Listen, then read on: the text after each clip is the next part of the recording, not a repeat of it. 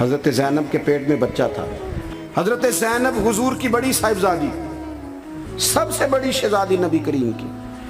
جناب زینب گھوڑے پہ بیٹھی تھی، حبار بن اسود. جناب زینب کے جسم اطہر میں اولاد تھی، بچہ تھا.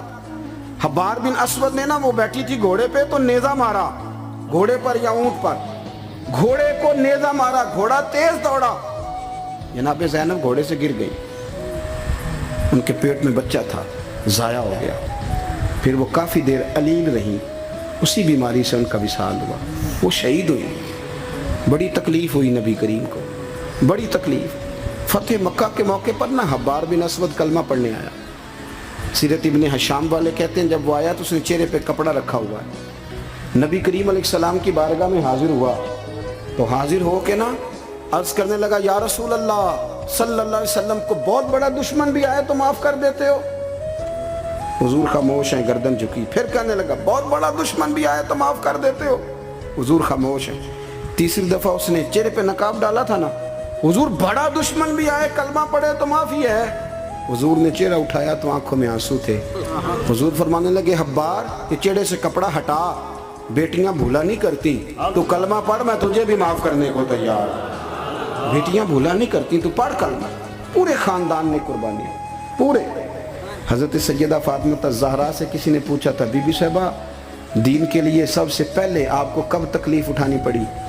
تو حضرت فاطمہ فرماتی میں چھوٹی سی تھی جب میری اماں وصال کر گئے، اور جب جناب ابو طالب وصال کر گئے تو مجھے کسی نے پہلے دن جب میں نے یہ تکلیف دیکھی اور صحیح کسی نے مجھے آ کے بتایا کہ فاطمہ نبی پاک علیہ السلام حرم کعبہ میں سجدے میں تھے.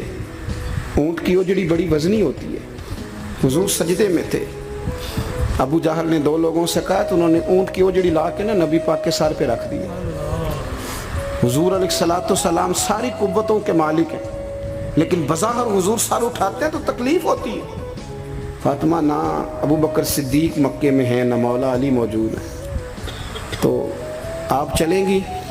بی بی صاحبہ کہتی ہے میں اس عمر میں چہرے پہ نقاب ڈال کے نکلی، اس عمر میں پہلے دن نکلی. اماں چلی گئیں، پہلے دن میں نکلی، اور جب میں حرم کعبہ میں گئی تو میں نے لوگوں کو اپنے باپ پر معاذ اللہ ہنستے ہوئے دیکھا. کہتی میں نے کھینچ کے اوجڑی حضور کی اتاری. نبی کریم نے میرا چہرہ دیکھا تو حضور رو پڑے. فاطمہ تو کیسے آئی؟ حضور مجھے اطلاع ملی. سیدہ پاک کہتی ہے میں نے حضور کو انگلی تھامی نبی پاک کی، اور میں حضور کو آب زمزم کے کنویں پہ لائی. نبی کریم بیٹھ گئے، میں نے پانی نکالا، حضور کی زلفوں کو دھویا، اور پھر میں نے کہا اللہ انہیں برباد کر دے جنہوں نے میرے بابا کو تکلیف دی ہے، انہیں برباد کر دے جنہوں تکلیف دی ہے میرے بابا. حضرت ابو ہریرہ فرمایا کرتے تھے جن کے لیے سیدہ نے اس دن دعا کی تھی وہ سارے بدر میں مارے گئے، سارے بدر میں قتل ہوئے. ایک ایک شخص نے تکلیف صحیح صاحب، ایک ایک شخص. نبی کریم علیہ السلام کی 4 بیٹیوں نے، پتہ ہے آپ کو 2 بیٹیاں ابو لہب کے 2 بیٹوں سے بیائی گئی تھی. وہ جتنا لوگ بلیک میل کر سکتے ہیں ایک تکلیف ہوتی ہے جسمانی، ایک نفسیاتی ہوتی ہے، کسی کو تنگ کرنا، اذیت دینا، بچوں کی طرف سے، ماں باپ کی طرف سے. وہ جو نفسیاتی تکلیف ہوتی ہے وہ آدمی کو بڑا کمزور کر دیتا ہے. ابو لہب نے پیغام بھیجا کہ یہاں آپ دین کی تبلیغ چھوڑ دیں ورنہ بیٹیوں کو طلاق دے دی جائے گی. یہ جو دکھ ہوتے ہیں نفسیاتی ذہنی، یہ کرب ہوتے ہیں، یہ سہانے روح بنتے ہیں. ابھی نکاح ہوا تھا، رخصتی نہیں ہوئی تھی، یہاں آپ تبلیغ چھوڑیں یا طلاق دے دی جائے گی. میرے حبیب کریم نے فرمایا جو تیرا دل میں آئے کر، لیکن میں پیغام دین لے کے آیا ہوں تو یہ پیغام میں دیتا ہی رہوں گا. ان شہزادیوں نے قربانی دی، اظہار کیا، انہوں نے قربانی دی. ایک ایک شخص نے تکلیف صحیح صاحب، ایک ایک شخص. آپ کو پتہ ہے منافقوں نے سیدہ عائشہ صدیقہ پہ الزام لگا دیا تھا. الزام تو 1 منٹ لگتا ہے.